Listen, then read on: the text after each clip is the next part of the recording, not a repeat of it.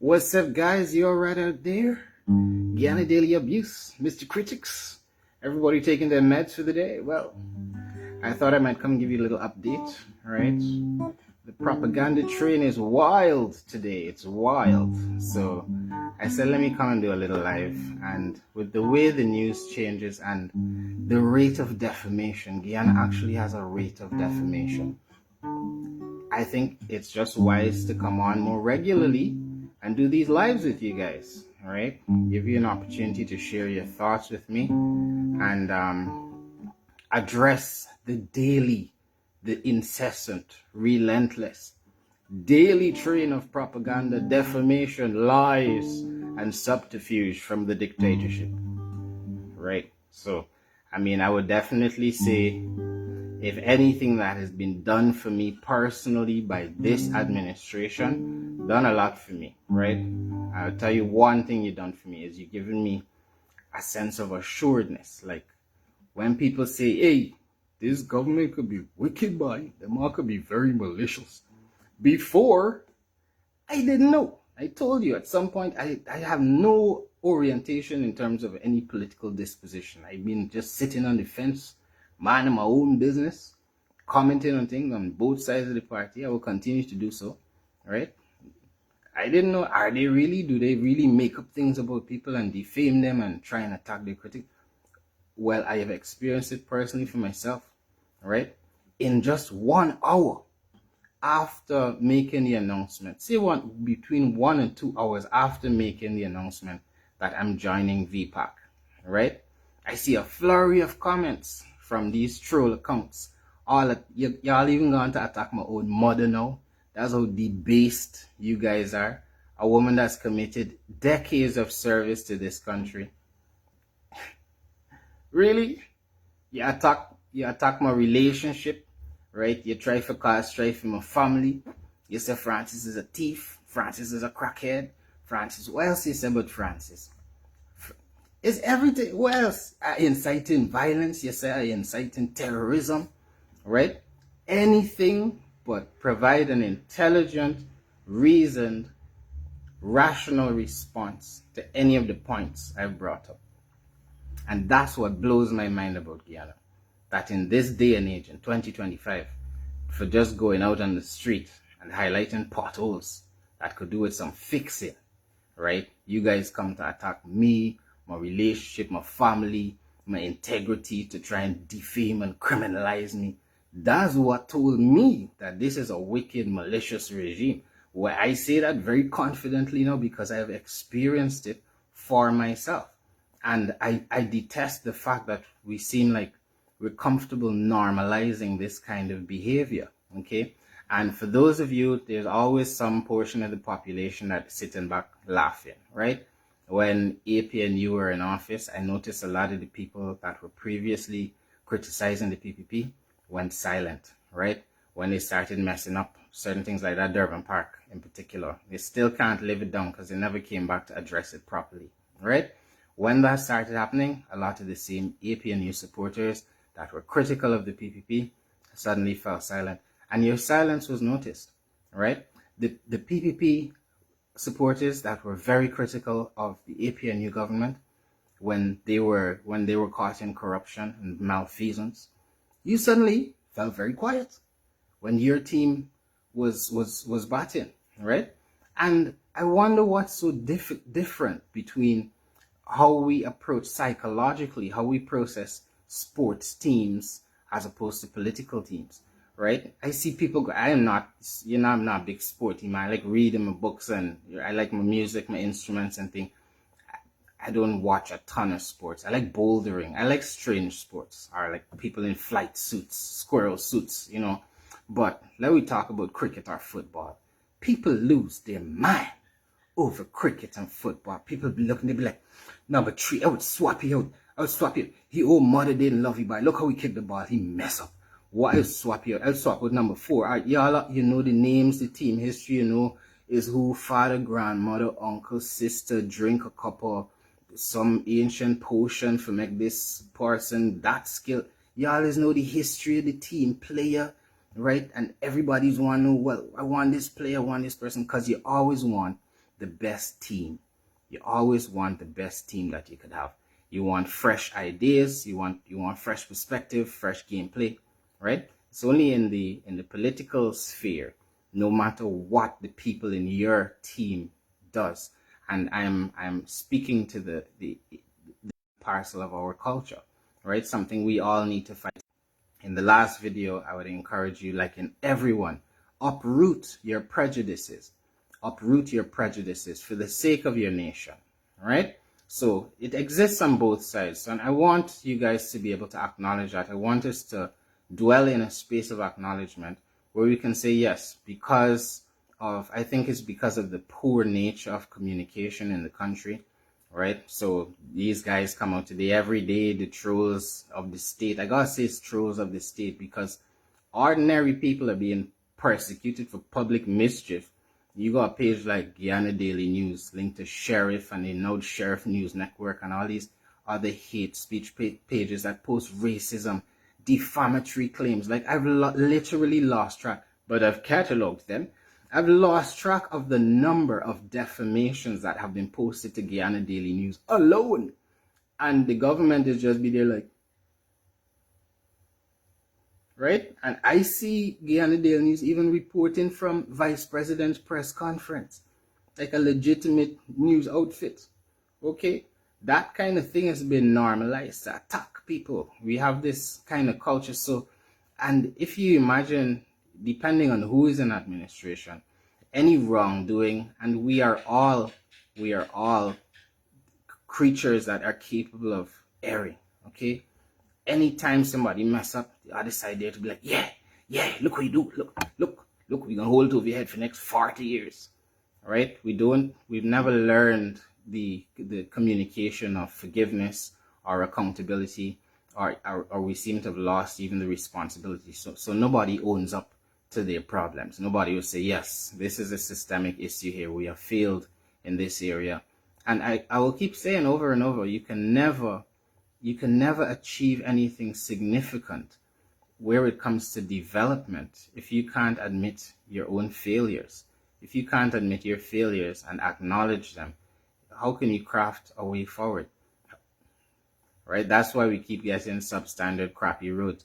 At some point, people pointed out that, hey, building roads are like 6-7 inches off the ground, not building up the shoulders of the roads is going to cause people's tires to cut. People said that in the initial phases. You roll out 1 road, 2 road, 100 road. People are still saying that the road's too narrow. You're cutting up our tires. You build 1,000 more of the same roads. Tone deaf. Nobody's listening. So this evening, I said, let me come have a little chat with you guys, because my inbox has been blowing up today since I said I didn't expect so much response to it, right? Since I said I'm going to join VPAC, these guys, Darwin, Antonio, Rondell, there's a number of people in the group. I said I wanted to team up with some fresh faces, like-minded people that were interested in working for the development of Guyana, plain and simple. And if you guys want to attack me for that, if you want, say what's the next thing y'all gonna come up with? We catch Francis in the bearing ground, hugging up a jumbie. You catch me biting a mango tree. I don't know what is the next. I even live in awe that every day you have more bullshit to make up and put on the internet. I don't know where the repository of this stuff is, but you guys class act, right? Class act. You have like a defamation vault that you're pulling from, like an archive of past defamations. I don't know, right? But I know what I'm standing for, and that's a better country. And like I tell you guys, I've told you many times, I don't want to go into politics. I've never lived my life and ever dreamt that I want to go into politics. I never dream of being, and I can tell you all about the next president, right? And everybody want to hear who you want to be the next president. I can tell you, right? I can give you some ideas, right? But that is not the aspiration of my life. Like I explained, I feel a sense of urgency, and I legitimately, it's not a political issue. I've legitimately been moved. I felt moved in the past month to get more involved. I have felt moved deeply just because of what happened with this Adriana Young case. It moved me deeply. I can't express it. I can't express it enough. But I realized the corruption was so deep, and it has run in so many dark corners of our society. Like, it opened my eyes in a way they've not been opened to just how dark the underbelly of this society is. It opened me up to how dark it is. Right? It shocked me, it dismayed me, it saddened me. It felt like a tragedy unfolding before my eyes.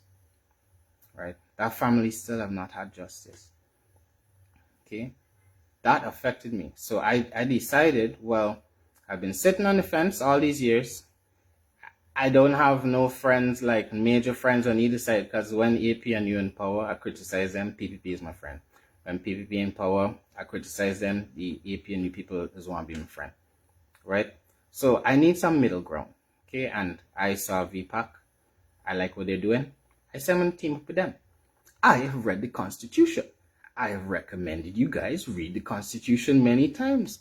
There's something called freedom of association in there. You should check it out. You know, there's nothing in there that says when someone wants to partner with other people in furtherance of positive goals, they have goals and objectives that would further the development of this nation, which I do love very dearly. You don't harass them and attack them and vilify them and try to, what are you trying to show? Does that show respect for freedom of speech? You know, in these moments, the PPP reveals itself to be the very antithesis of everything it claims to be. It speaks about freedom of speech, but then it tries to restrict and silence people. And every day is some new charge I see they're trying to build up. Right? I come and tell y'all when the explosive, mind you, is over 24 hours now. I smiling, but this is not a laughing matter. It's over 24 hours now that an explosive was lobbed at the police station in East Ramvelt. And up to now, we don't know it's who. I hear they went to a man's house. I don't know, unconfirmed, went to a man's house because his car was passing there and they arrested him and had him at the station. Y'all don't have, what about this CCTV that was like 10 feet away from the police outpost? You captured nobody. So because I hypothesize, I'm saying, well, we have to be considering all things. The Venezuelans, we've had skirmishes with their citizens at the border. We must consider, do they have some sort of cell operating in the city? We must give consideration to everything. And it would be much easier if the police and the government could provide us with some of the CCTV. We could help in the identification, tracking, location of these persons, right? It's unbelievable. It's incredulous that so much time has passed and these terrorists are potentially still roaming the city, setting other things. What caused that fire? There's just an inexplicable rise in chaos in the city. And like I said, it's quite conceivable and it's been done before. It's a strategy. You can destabilize your enemy from within. You can cause internal conflicts and amplify internal conflicts within a system and destabilize your enemy. And that is one option that Venezuela could be exploring. So it's very important we find these people. So before they bring up the next thing, Francis incited the next thing and say, I see they said Darwin is endorsing Maduro. Man, y'all have a lot of time on your hands to be accusing normal Guyanese of endorsing a man they don't endorse. Next thing, I think I might see myself Francis Bailey endorses Maduro. No, I don't endorse Maduro. Essequibo belongs to Guyana, and I took you guys back to the 1600s. We went from the origin of Venezuela. I've done a number of videos on the topic. Essequibo firmly belongs to Guyana. I discussed the fact that Robert Posada, the foreign affairs minister, came and said that, you know, there's like 100,000 Venezuelans. After we've been asking them for a very long time, how many of them are here? 100,000, and the people need to be vigilant. So it seems like anything the state decides is malicious, public mischief. You always have to be checking the updates every day to see what is permissible and what is not permissible. So I thought I might come and talk with you guys this evening and clear up some of the questions I've seen. So a lot of people asked if there was a manifesto. There is a manifesto. It's on the website. There was some back and forth with the actual name. So there was a Political Action Committee, VPAC, right? Vigilant Political Action Committee. There was some back and forth, and we internally on what the logo is going to be. So there will be some updates to the website, but there is a manifesto on the website if you'd like to have a read of it. And we'll publish membership forms for those of you that are interested in joining the movement, right? And it's within my right and anybody else's right that they really want to make a change and they're fed up of the current system, to align with other people that have similar goals and objectives. It's reprehensible, detestable that you would see people come in trying to offer fresh ideas and you demonize them. Not only do you demonize them, but you try and steal their ideas when you can, because the state is very fond of doing that, all right? I'm not going to even spend this video talking about how many times they've stolen ideas and presented it as their own. But let me tell you about this next president, because everybody is asking, who's next president? Well, I don't know yet. I don't think anybody has fully determined that yet, because the whole point of VPAC is to set up a coalition of the willing and to draw from people with various experiences and backgrounds. We have a suggestion of persons for the list based on polling from the people, and I think we're going to do things a little differently in that there will be a lot of input encouraged from the public in who you guys would like to see on the list. A lot of people messaged and said, well, y'all should team up with Azruddin. Well, we're open to teaming up with anybody, as a matter of fact. There's even people in the PPP that feel muzzled, that they don't have a voice, that they can't speak because they will be sidelined, ostracized, economically debarred, and defamed by the mechanisms of the state. We're open to working with anybody. We're open to working with anybody. We are also very committed to being honest. I believe I'm speaking on behalf of the persons I'm working with. We believe on holding everybody accountable. I see people, oh, y'all, we want to talk about the signing bonus. The signing bonus doesn't have nothing to do with me. I'm willing to talk about the signing bonus. You want to talk about the election, 2020 election. People are like, oh, Mingo. I have no allegiance to Mingo, right? I told you earlier that both governments, both administrations have suffered from a sort of impulsive tribalism at points where they have protected people within the party that should have been cut loose. Both parties have been guilty of that, right? Both parties have been guilty of corruption. This is why I wanted, and those of us that have gathered together, right, wanted middle ground, right? Middle ground, where we could call on all of the people that are willing to push this country forward, that are fed up of the status quo and the same old, same old. So the people that say and come in, I don't know what the reasons other people can give, but before I mischaracterize, let me give you just some brief thoughts on what spurred me, made me decide I'm fed up sitting on the sidelines and commenting and basically trying to offer impartial commentary all the time, to wanting to get more involved on like a political level, because that's a big decision for me. I would love to take care of my bees, do my music, do my work in peace, do my writing, and right, I'd like to do that. But this, I feel, is more a sense of duty, especially having read the Constitution. I believe there's a sense of civic duty, and in the wake of what has happened unfolded over the past month, I am deeply disturbed, and I feel that people with the best interests of the country need to step forward and present themselves and cooperate and put their egos aside in the best interests of the future of our nation. Because presently things look dark. So, gosh, I'm scared about what the future is going to look like, all right, in this society. And I'll give you a little rundown of some of the things that occupy my thoughts, that I feel that we could change if we had the political will to do so, right? There is trash strewn across most of this country. To this date, we don't have a proper solid waste disposal system in this country.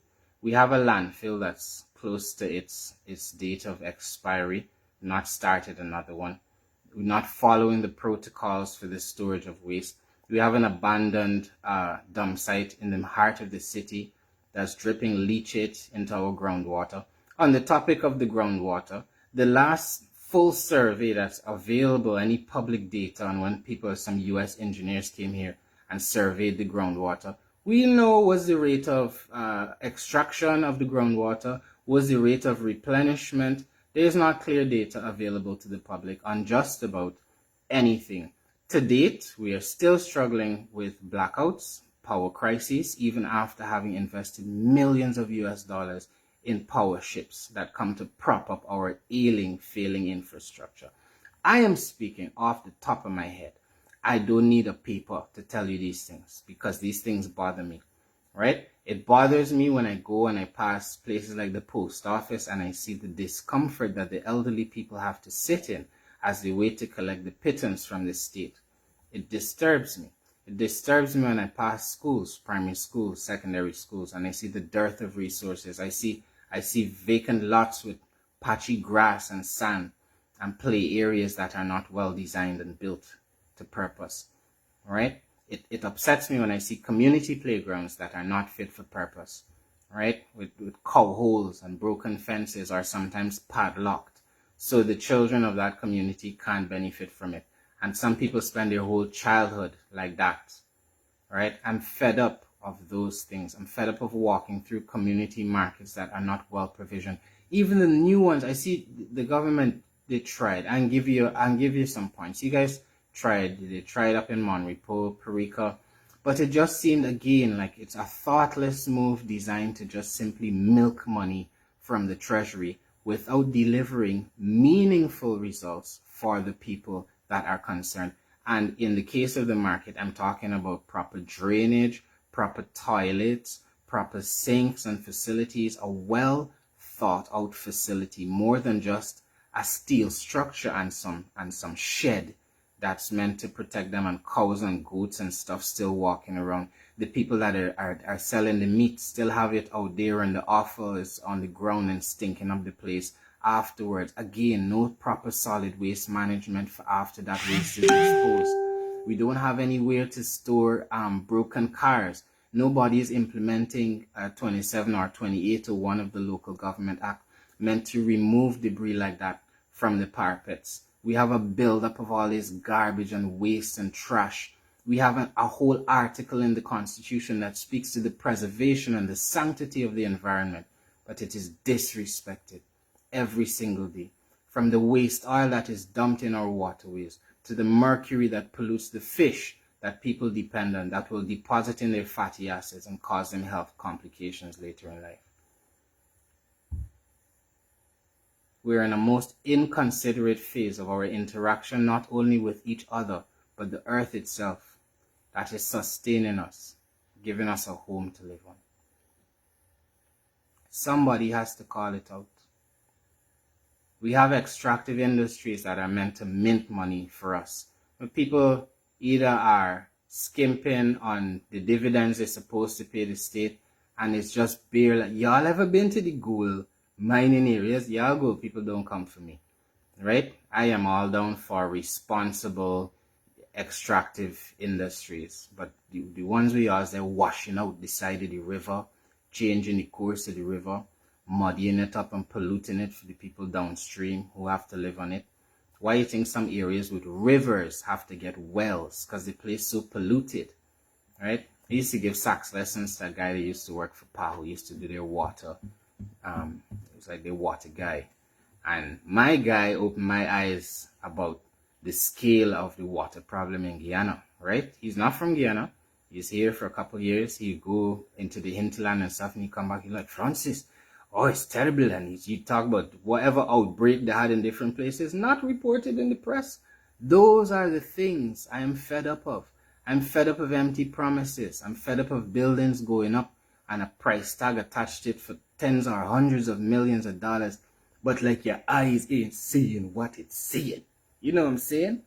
You're like, how this, how, I fed up of asking how. I'm fed up, okay? And it's my right. It's my right to look around and see who could I team up with that is also similarly fed up and would like to move the country forward in a positive, to travel to other countries. By now, we have exposure. Even if you have never traveled, you still have exposure to the wider world.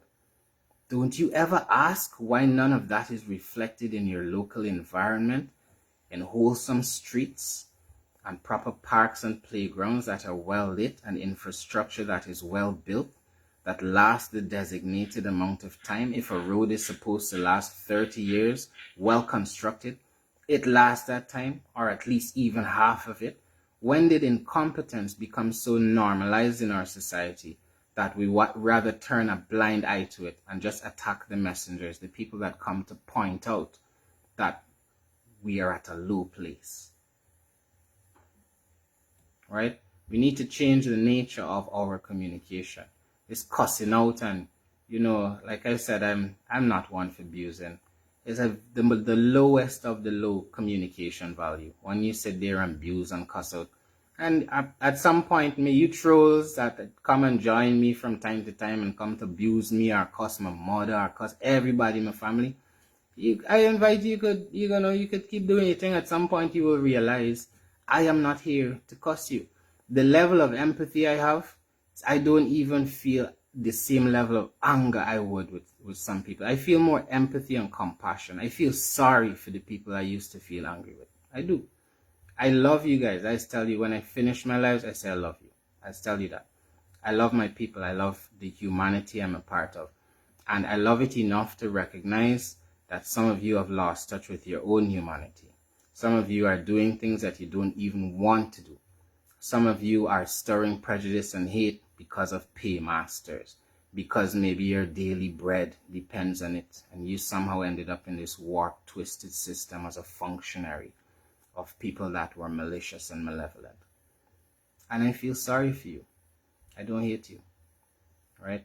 Some of you, I know critics, they start sending critics out to attack me.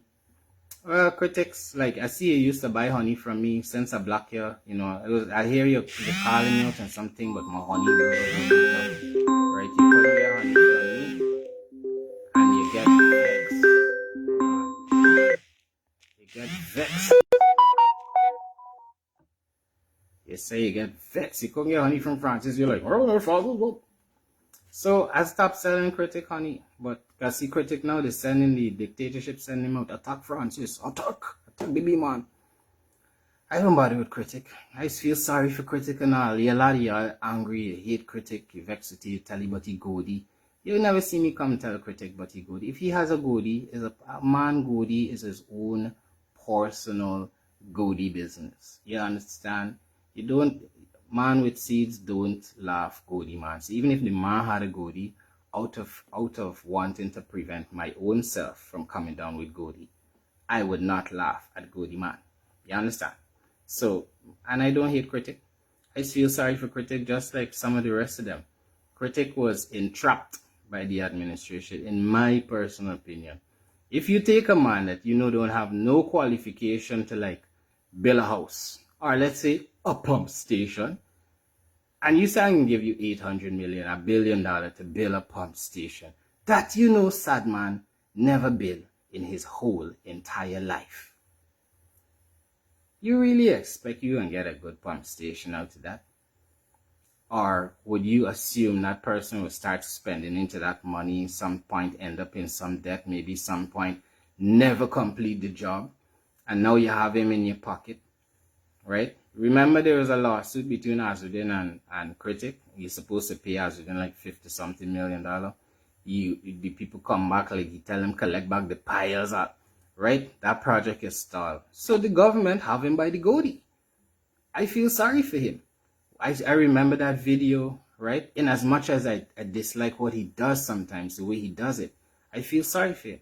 I remember the video where he brought that girl to say she was sexually assaulted by Azudin Mohammed. A very, very serious allegation. To date, that girl only ever spoke to Critic on the internet and never spoke to the police. never spoke to the police. The girl just appeared on the internet with Critic and then vanished. Poof. And I read not only her body language, but I read Critic's body language during the broadcast. I've scarcely seen Critic look so uncomfortable, right? It looked like when somebody accidentally replaced the tea bag in your kitchen with Senapod tea bag, where you only realize like 2 hours after you drink a full cup of tea. And you're there in the studio and the girl like, and he was on the boat and then he was going over the river. And Critic, they're like, yeah, and it was like a bucket load of... Right? That's what I saw. I was like, somebody give that man a Lomatil. Right? So I feel sorry for him. The only person I don't really feel sorry for is because his malevolence really knows no bottom. Is that guy Amir from Sheriff. That's like, bro's just wicked. He indulges in it, revels in it. I don't know many people that get such a thrill from being wicked. It's like, if Guyana had a supervillain, it is that guy. Take your cape, sir, and on your way with the goblin, right? And I think we don't need that in political discourse. These are some of my reasons for getting involved. When I switch on the TV and I see parliamentary debates, I feel more embarrassed than I feel proud. Okay? There are definitely reasonable people on both sides of the divide, but in the noise and the way that we start to communicate, this abuse out, cuss out culture that we have, I will keep coming and talking about it because it's destructive. It's self-destructive, especially at a time when we're facing security threats at the border. It's imperative that we get our act together. This pettiness with trying to start riots and got people around the place, you're charging this one for terrorism, that spend some of that same energy, invest it in going after the contractors and locking up some of these contractors for stealing our money, giving us substandard roads that cost hundreds of millions and billions of dollars that break up in a few short months. Go after those criminals and lock them up.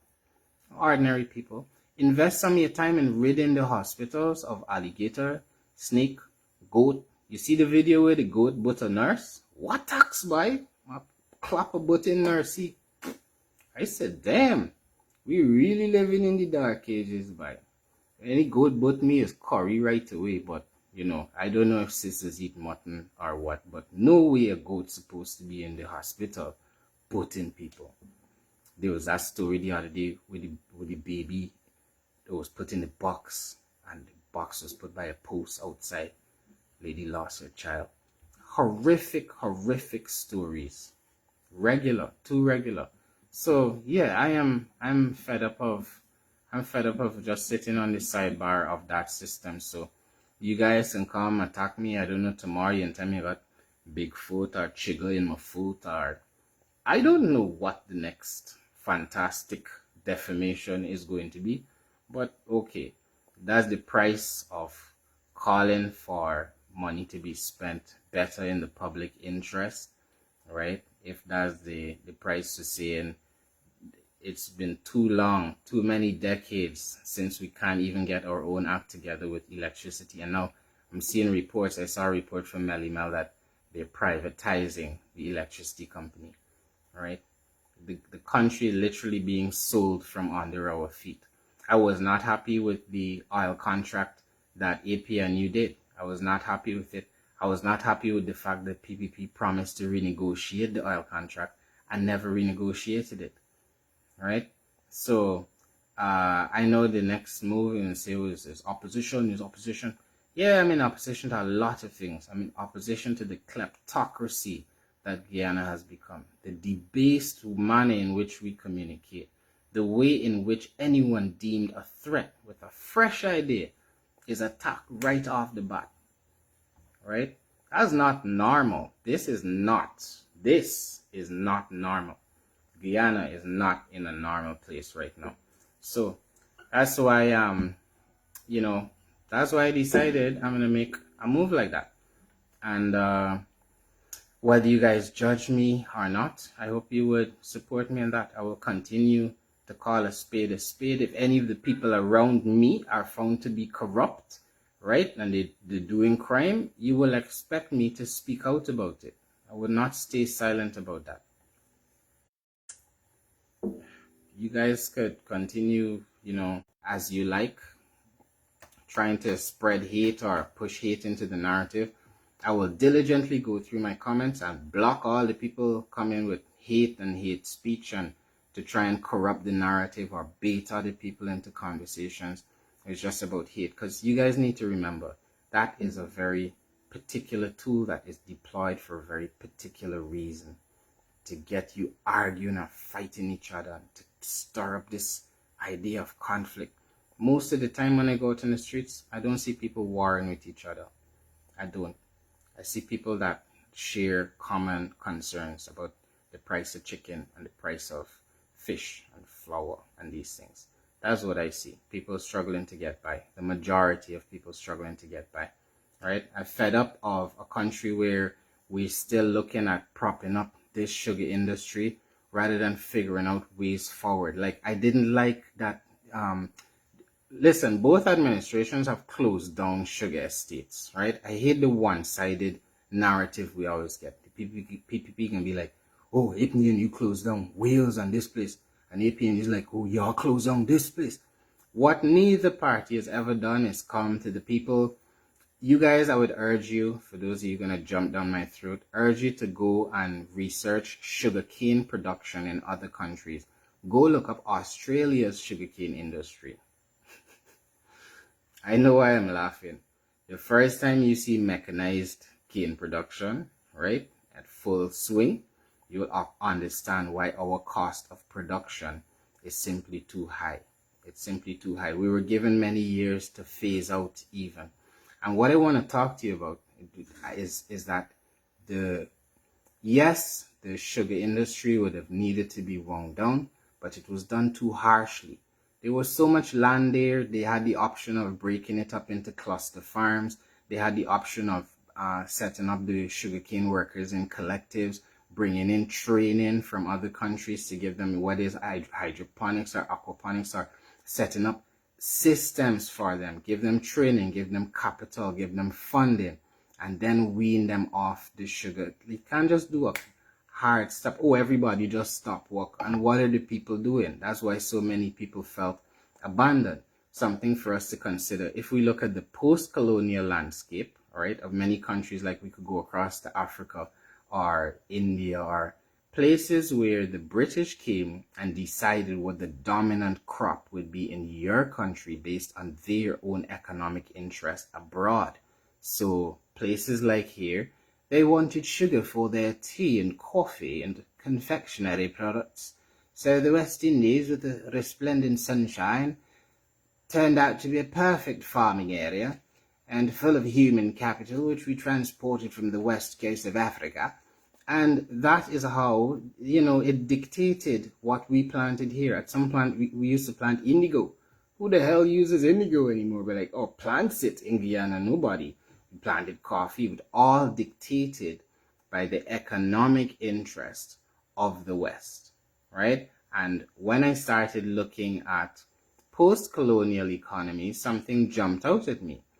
In almost every instance, you could see that the governments that came after the colonizers left, they all they desperately cling to whatever these people left them with, even if it doesn't work anymore, right? I think it's Mauritius or Madagascar where they have a thriving vanilla industry, okay? And that was left to them by the colonizers, and they just cling to it. Even they went through a famine the other day, right? So much land is being used for it. In Guyana, we cling to sugar. They left us with sugar. They must know what they left us with.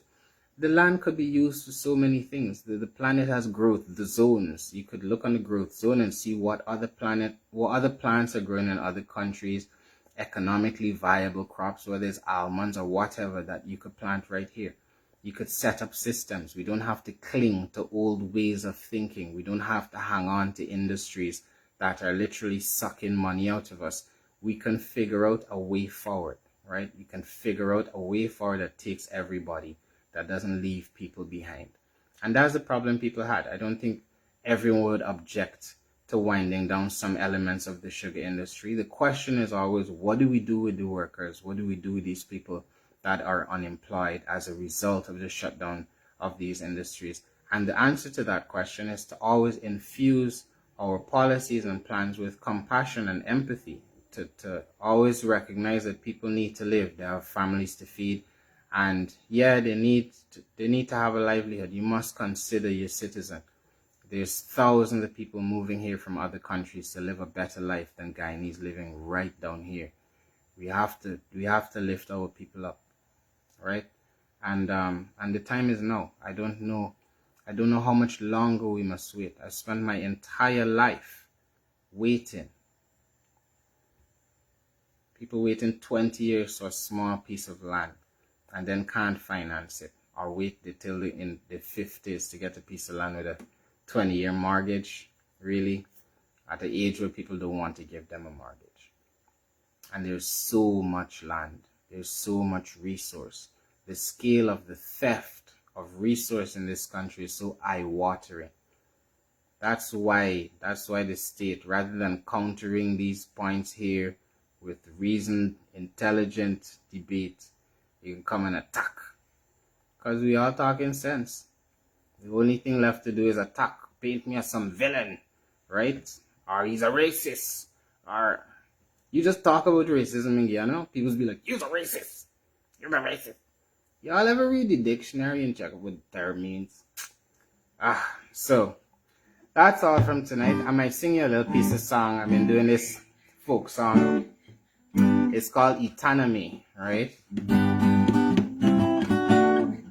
I like this song because, so the lyrics basically is like, one morning the captain wake.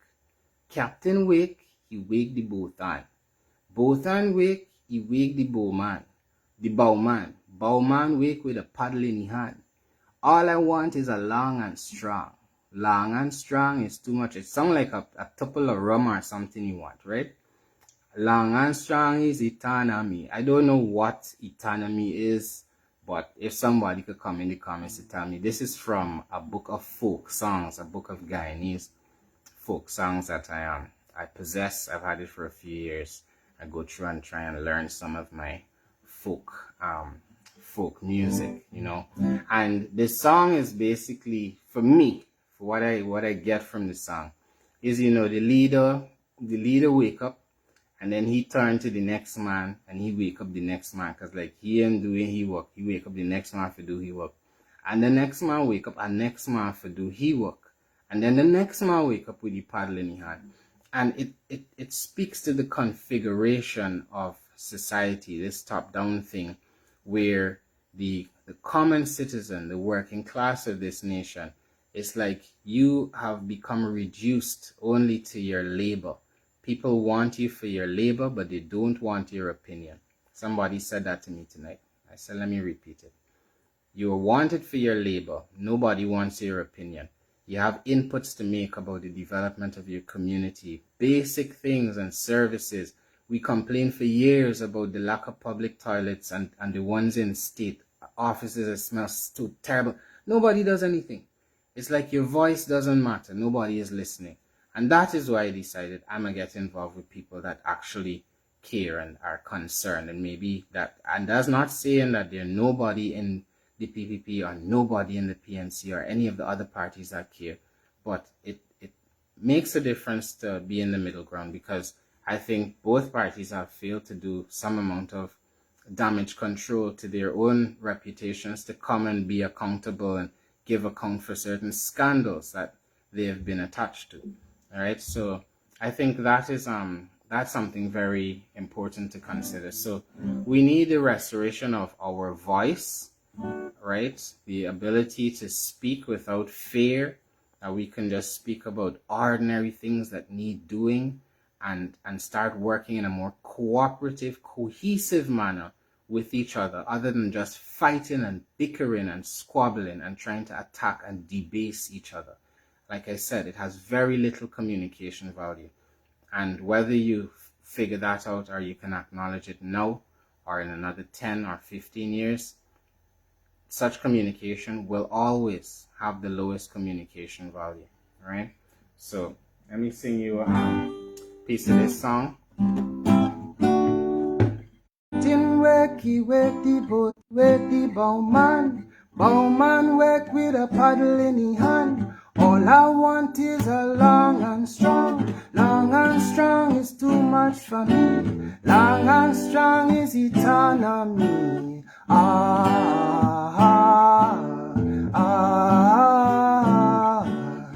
Captain, Captain, put me on shore. I don't want to go anymore. Eternity go frighten me. Eternity go drown in me. Eternity go walk me belly. Eternity go too much for me. Alright, that's eternity, right? I got another verse, but it's pretty much running through the same thing. So share your thoughts with me. The rap is okay. Thank you. Yeah, I thought it was a little tipple. Thank you very much, Paul. So their rapids leading to the fall are rough, and they give the boatman seasickness. So that's why he said a long and strong. Alcohol is eternity. Both things will give you nausea. Thank you so much for that bit of context. I always wondered. I like the song. I like the melody of the song. I like the chords. But I always had so is it what is eternity? Is the place? Is the zombie of the place? You know what I'm saying? So look at me singing eternity, not knowing if it was zombie I was singing about. Wow. So thank you so much, Paul. I really appreciate it. So yeah, guys, those are some of my thoughts I wanted to share with you this evening. So for the people projecting hate at you in your life, project love back at them. All right. One of the most important lessons I've ever had where communication was concerned, especially if you're facing hostile people, is when you have two people locked in a struggle like this, fighting. Sometimes one of you, and this could be just conflict. You cussing me, I cussing, you cussing. Some person needs to just stop, not participate. And then you will see the other person for who they are. And that's what's happening with the government right now. All the people you're attacking, you just showing all of us who to befriend. Because you have a clear pattern, you attack people that think, you attack intelligent people generally, it seems, right? People that have some fresh ideas to bring to the table. So a lot of these people I didn't even know. So I have to say thank you to the PPP government for attacking some of these people, because I wouldn't even know these some good thinkers out there. And you brought all of us together as friends, people that were fed up of the system and the status quo by consistently attacking people. And currently, I want to thank Guyana Daily News for their additional publicity of VPAC. You seem obsessed for the last day or two, and no doubt it will continue into the future. God knows tomorrow you will hear that I robbed the gingerbread man on Rob Street. Where else would you rob the gingerbread man, right? And goodness knows what else will come. But thank you for sending more people to my page and to VPAC so they could hear the message and confirm for themselves that I'm not a criminal on the internet, preaching for terror and inciting violence. And right, you know, sometimes when you're trying to make somebody look bad, when you're spending all of your conscious effort to try and make someone look bad or paint them as a demon, is really telling a lot more about you, right? And only narcissists and the most arrogant people fail to notice that when they're in some sort of self-destructive spiral. So I will keep shouting justice for Adriana Young. I'm going to come on another day tomorrow. I'm going to give you an update on that. We'll keep the ball rolling. We'll keep these conversations going. We're definitely looking to canvas ideas. I could speak for the other guys on the team. So whether it is you guys have suggestions, because there's so many people in the diaspora with skills. I already said to you that there are many people that have been forced out of this country because of the incompetence, right? That they can't find a home in their motherland. So I definitely know I'm part of a team that is open to working with people from across the world that are Guyanese, part of the diaspora, that have skills that can contribute to transforming this current system as we know it. So if you have people you want to nominate, people that we may not have thought of, put them up in the comments. Send us a message about it. Tomorrow there'll be a membership form, as I said, but it's about collaboration. You don't have to be in VPAC, right, for us to be willing to work along with you. You could be in the PPP, the APNU, the TNM party. I like Timothy Jonas's. I've had a long conversation with him. I've met people from pretty much every party. I have friends in just about every party in Guyana, and people that I respect and would get my ear, that would listen to, have good conversations with.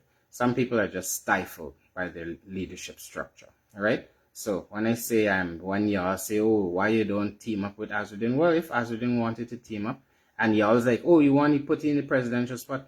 Well, that's the determination of the people.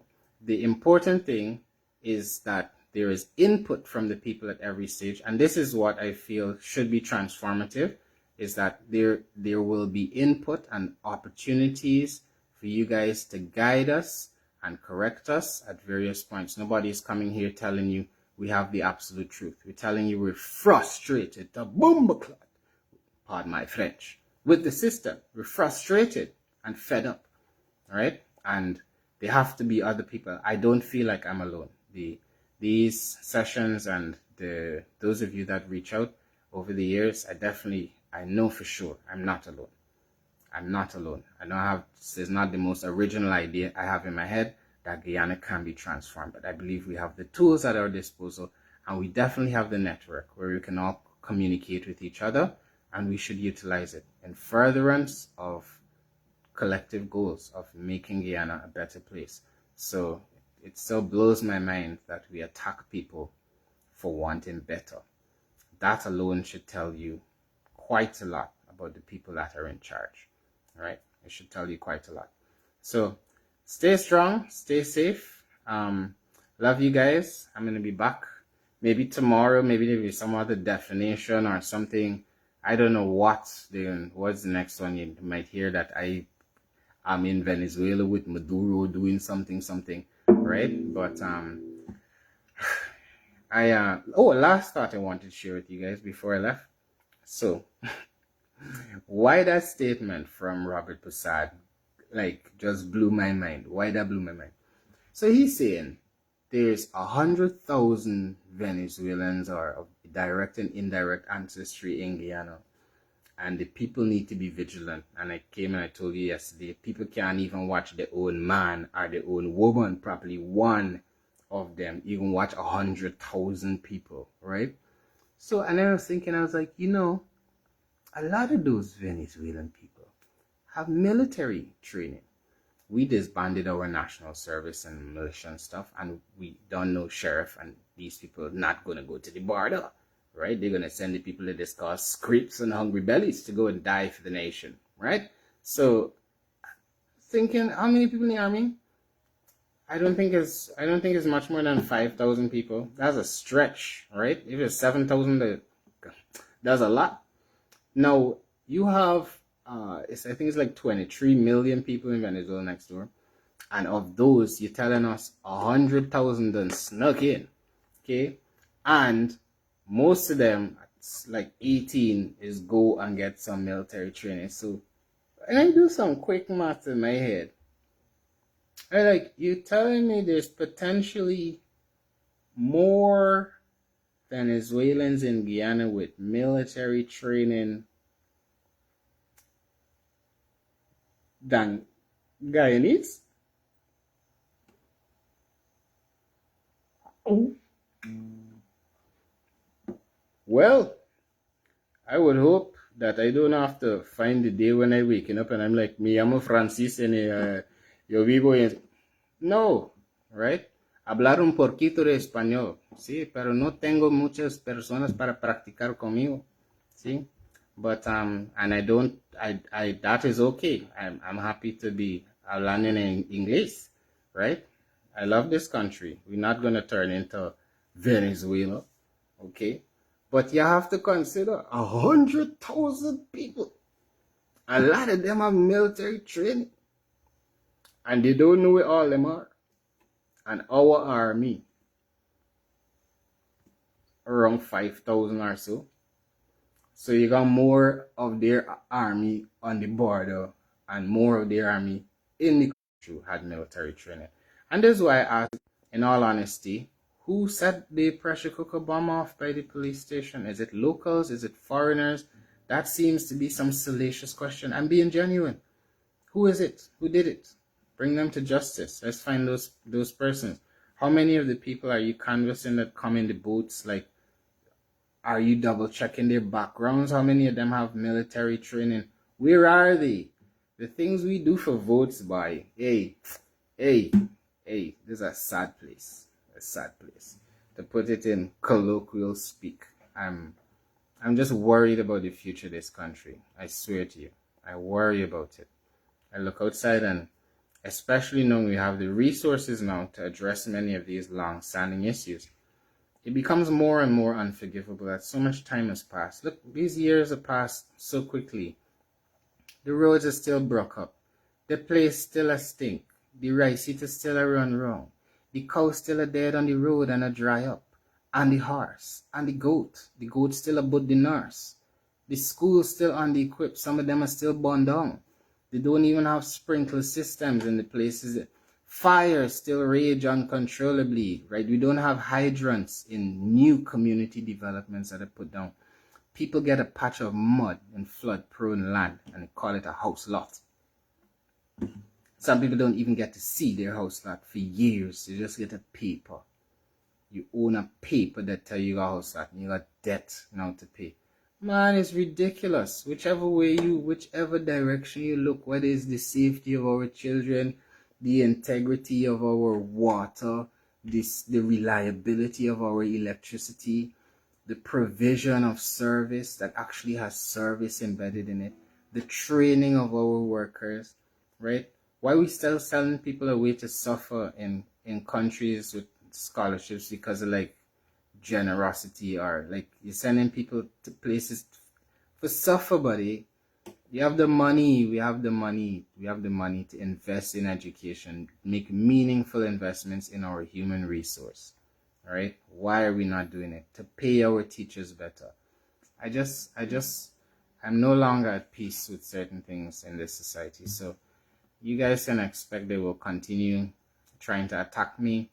And, I come and share these lives with you because I know if the day comes and the dictatorship comes knocking on my door and they're like, oh, well, they come to harm me. Well, at least I've had my time when I was able to plant these seeds in your head that I hope you nurture. These seeds that call on you to dwell upon your humanity and that bit of you that lives in another, and see yourself as one and the same as much as you can, right? To empathize with each other, to try to strive to understand, to look through and look past the aggressions people come at you with, to their true intentions, and sometimes to what formulated those intentions.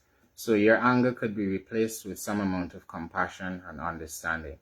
Even if you determine somebody is a little too toxic to have around you, you could at least find some way to understand the mechanism that made them the way they are. It'll make you a less angry person. You'll be lashing out and all the time, right? That's why you don't see me ranting and raving. I just get vexed about potholes. I get vexed about corruption, poor service, right? And a lack of consideration for each other and this earth that we are so privileged to live on. So that's it for tonight. I love you guys. Stay safe.